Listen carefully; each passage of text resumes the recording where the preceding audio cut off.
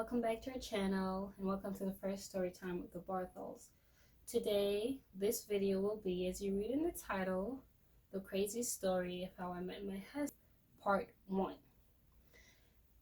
First, let me just say thanks to all my subscribers and my followers.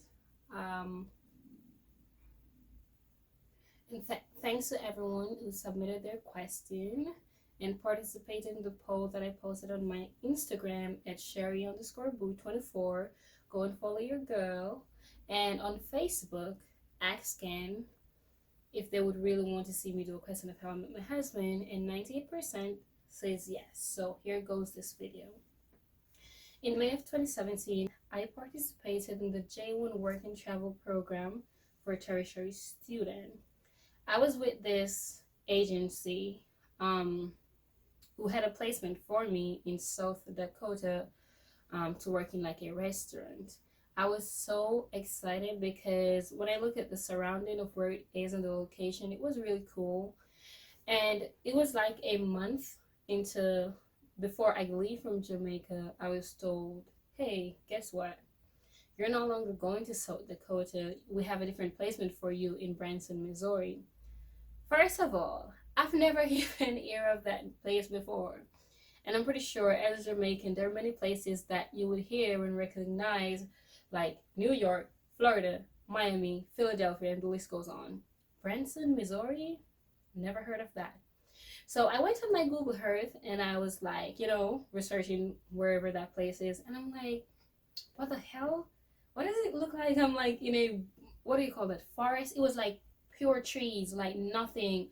And I'm like, am I supposed to pay so many money to come here to live in this place? And first of all, it was my first experience in the United States and I wanted it to be great, Anyways, when I reached the airport and my employer picked me up, he realized that I had a problem with the whole thing, and he was just talking me into, it's gonna be good. You're gonna have a good experience. Don't be sad, So it kind of like built my spirit, so I kind of feel a little better. And finding out where I was gonna be staying for the 4 months, I realized it's not that bad because it was like pretty close to the strip. You could go and you could get second jobs and all that. So plus on top of that, I got a really cool roommate who was like everything. She was like a little sister to me. So shout out to you, Habby, for making that that part of my life a memorable one. So yeah. So I was staying in Branson, Missouri for the job. I was scheduled to work in hospitality. So I was working at a hotel as a housekeeper. So my start date was May 21st. I reached in the US May 17th. So I got like a week to get familiar with where I'm staying and stuff like that. However, my start date I didn't get to start on my start date. I start on June, it was June 3 or 4. Yeah, the 3rd or the 4th, one of that. I went to work, we were so bummed about it, and we were like, bummed? No, not bummed. We were so excited. We were so excited about it, and excited to meet different J1 students from different cultural background and stuff like that. So we were excited. My first week was great. The head housekeepers, that was great. The second week now, I was still looking forward because I'm like, oh, my first week was great. Well, it's not so bad, I can work with this. The second week now, I went to work, and I think it was the Wednesday or the Thursday. I went to work and I walked into a room. So, just like any other day, I was just there singing and cleaning. I finished that room and I walked to another room. I will never forget. It was, forget the number, 327. I won't say the name of the hotel for privacy reasons, but I was there in my second room cleaning and singing, and this young man walked in and he said, hi. I said, hi, and he said, I'm Billy. And I said, I'm Sherry. And he says, nice to meet you. And I say, nice to meet you too. And then, like literally just that. Just came to say hi, shook my hand. I shook his hand and say, nice to meet you. And remember, that's my room. I'm cleaning that room. And I stormed out. I don't know why, but I left the room and went into another room down the aisle, and I was there, and he followed me, like not even like probably a minute or two. He came back and he said, "Hey, I just want you to know you have a beautiful voice." I was like, you're kind of blushing and all. I was like, thank you. I was like, okay then. I'm like, first of all, I've never seen this guy before. Never. And my roommate, Abby, was like, you never seen this guy all this day at the front at the hotel? Like, you never seen? Because Billy worked in, he was working in the breakfast area. So Abby was like, sure, oh, you know if you see him. And I was like, come in now, why can't I look for him? I was like, after me now, why can't I look for people? So, if you know if I see him or not. And, it was like that. And it just happened, like, after that handshake and introducing both of us together, and introducing ourselves one to another, every day from that, it was like in the hallway, in a room, anywhere, we just have our little conversations. And it was kind of like building into a little friendship like that. Like, it was very fast, and it was good because at the time I was single as hell. And I remember coming here to the US. I told one of my best friends, I told Tash, I'm like, listen, I'm coming here and I'm coming to work. It was my third year in college. So I was like, I'm coming to work, going on my final year in school. I'm just going to go back to Jamaica and just focus on college. So to see that that was happening so fast and like that, I was like, for some reason, I wasn't scared. I wasn't scared, like, what are you doing, Cher? Like, why are you getting so close to this guy? I wasn't scared. I just feel like it was the right thing to do. And, we started becoming friends. And about 2 weeks after that, I realized he wasn't at work for like 2 to 3 days. And this little young guy that was there was a family member to my employer. I saw him. I was like, hey, have you seen Billy? And he told me, he says, no.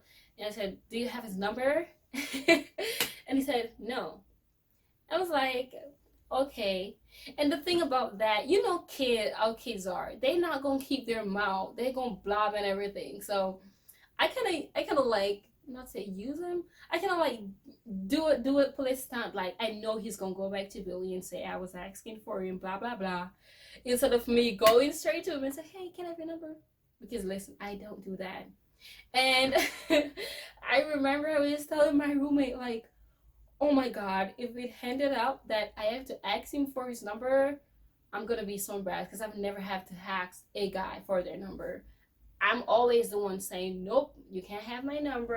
Nope, you can't have my number. And here am I asking about this guy's number. So I'm like, okay.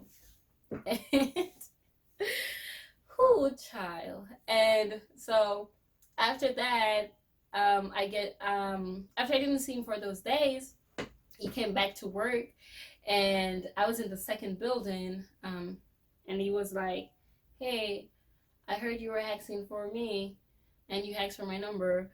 I was like, pulling that stunt on. I'm like, oh, I was just checking to see if you're okay. I haven't seen you in a while, so I was just making sure you were okay. Lie. I mean, yeah, I wanted to know he was okay, but it was more than that then. It was me literally missing him for days. And I was just checking, and I remember he pulled a card, like one of the hotel's business card, and he wrote in it Billy and wrote his number. And I had a button Samsung phone that I bought at Walmart because my touch phone wouldn't I still was using my Jamaican SIM card and stuff like that, so I just got a cheap phone just for a US number. And I remember putting his number in, and I didn't even wait to move away. I texted him, and I was like, Sherry, and he replied, he said, Sherry saved. And ever since then, it's literally just like that. We just started talking like every night, and he has to work earlier than I do, so he would go to work like 5:30 in the morning and get off like 3:30, and I have to be at work at 9 to 5 or 9 to 6 sometimes. And we would be up like 2, 3 in the morning still texting. And I remember he's telling me, hey, you need to get off, get some rest, get some sleep for work. I'm like, you need to get off. And we just be like that for 30 to 40 minutes because none of us want to get off the phone. And if it was a call, we'd be like, okay, I'll see you tomorrow. We talk tomorrow. And we just be there silent on the phone. No one want to hang up. It was the cutest thing ever. You know, like that first stage of love and like new love and stuff like that. It's like you don't want to be the first to hang up, and he doesn't want to be the first to hang up. And it was crazy, but it was sweet. So yeah, that happened. And shortly after that, I think my employer figured out that we were, seeing each other. So he started giving us the exact shift, like making sure we both got the same days off so we could spend time together. That was so sweet of him. I really appreciate that of him. He started giving us the same days so we could spend time together. And I remember our first day was a walk from the apartment that I stayed in down a hill to this like a park, I would say. It has like a tennis court, a what do you call it? A basketball court, and something else, I don't remember. A volleyball court. And it was just like right at the side, there was this creek, and I remember walking to the creek, and there was like some scrubs you call them, like wisp or bush, whatever you call them, in the walkway. And he literally wouldn't let me walk. Like he picked me up. That's one thing I can't take from him. He has always been a gentleman to me. Like always. It doesn't matter if he's upset. It doesn't matter if we're hangry. He's always been a gentleman to me. So that was cute. He wouldn't let me walk. Like he literally picked me up like, oh, I don't want any whisk. The pity thing he doesn't know, like where me come from, bush. Like me I got bush go pick mango. I'm climbing trees. Like if I can climb a tree, I'm gonna climb the tree. Me I go river, me I go fishing. Like all of them things that animal lift me up like, when me touch bush. I was like I really like it because it was sweet, but I'm like, I'm kinda used to this. Like this is no worries. And I remember sitting on his lap, and he was, trying to get to know me. What did I study in school? Even though we talked about that on the phone earlier, we were just having some really deep conversation about what we wanted to, what our future is to be like and stuff like that. And I remember him telling me about him wanting to go to the military and all. And yeah, it was very fun. But the funniest part of that day was when I stepped into the water at the creek. And for Jamaican people, in a river, yeah, we would have called that river, not creek. We don't know what the hell is a creek. We know a river, beach, pond. What else we know if we call them? Stream, whatever you call it. Not even stream, because there's nobody that use no stream. Must you only if them go spring or somewhere, whatever. But for the Jamaicans watching this, when I say creek, it's the same thing as we would say river. So I stepped in it, and I pulled a stone, and I'm like, oh my god, there's a shrimp. And I remember he's sitting there looking at me all kinds of funny, like, Sherry, what did you say you just saw? I'm like, I saw a shrimp. And he started laughing at me so hard. I started to like get embarrassed. I'm like, why is he laughing at me? And I just said I saw a shrimp. It was like, no, Sherry, those are called crawdads. We don't have shrimp, and I don't think shrimp is in freshwater. I'm like, then what the hell are they then? That's a shrimp, and the shrimp has a baby claw. I was going off, and then it was like, no, it's a crawdad. I'm like, to myself, me, I said, what the hell? Like, what the hell, you crawdad? Crawdad? I'm like, no, brother, this I don't understand the medium shrimp, and I was so, you know, down in and deep in my culture, and like nothing he was telling me was right. I was like, no, that's a shrimp. And then when I go and Google, it's called a crawdad or a crawfish or something. Once it has a claw on it, and I'm like, where I came from. If you see one of those things with the claw, it's a big shrimp. Or what is the next word we used to call it? Boy. Like you said, one big, could a big boy there? So when he's going to tell me it's a crawdad and everything, that's the first time I learned something, you know, some cultural difference between both of us world and stuff like that. But the fun fact is the first date, our first official date, and our wedding date is the same day, the same month. So we got married the exact day after 1 year. So our first date was on June 30th, June 30th, 2017, and we got married on June 30th, 2018.